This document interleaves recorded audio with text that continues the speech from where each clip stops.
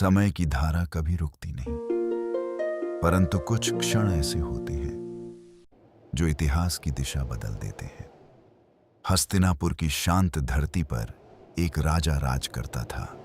शंतनु, बलवान, तेजस्वी और न्यायप्रिय। परंतु उसके हृदय में एक खालीपन था, एक ऐसा मौन जिसे राज सिंहासन भी भर नहीं पा रहा था। एक दिन गंगा के तट पर उसने उसे देखा। वह कोई साधारण स्त्री नहीं थी। उसकी उपस्थिति में शांति थी और उसकी आंखों में अनंत का विस्तार। राजा शंतनु मोहित हो गए। उन्होंने विवाह का प्रस्ताव रखा। गंगा मुस्कुराई, परंतु एक शर्त के साथ, तुम मेरे किसी भी कार्य पर प्रश्न नहीं करोगे। प्रेम ने विवेक को शांत कर दिया।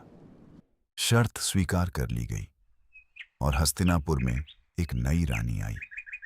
समय बीता, पहला पुत्र जन्मा और उसी रात गंगा ने उसे अपनी बाहों में उठाया और नदी की धारा में समर्पित कर दिया। राजा स्तब्ध रह गए, परंतु वचन ने उनके शब्द छीन लिए। दूसरा पुत्र, फिर वही दृश्य। तीसरा, चौथा, पांचवां, सातवां। हर बार एक पिता का हृदय टूटा, परंतु वचन की बेड़ियां और कसती गईं। फिर जन्मा आठवां पुत्र। जब गंगा उसे भी लेकर नदी की ओर बढ़ी, तब शंतनु का धैर्य टूट गया। उन्होंने पुकारा, यह कैसा अन्याय है।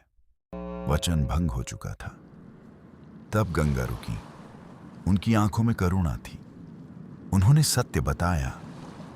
ये आठों वसु थे जो एक श्राप के कारण मानव जन्म में बंधे थे। 7 को मुक्ति मिल चुकी थी। यह 8वां जीवित रहेगा। यही आगे चलकर देवव्रत कहलाएगा। इतना कहकर गंगा उस शिशु को लेकर अंतर्धान हो गईं। हस्तिनापुर का महल फिर शांत हो गया, परंतु इस मौन के भीतर महाभारत की नींव रखी जा चुकी थी, क्योंकि वही देवव्रत एक दिन भीष्म बनेंगे और एक प्रतिज्ञा पूरे इतिहास को बदल देगी।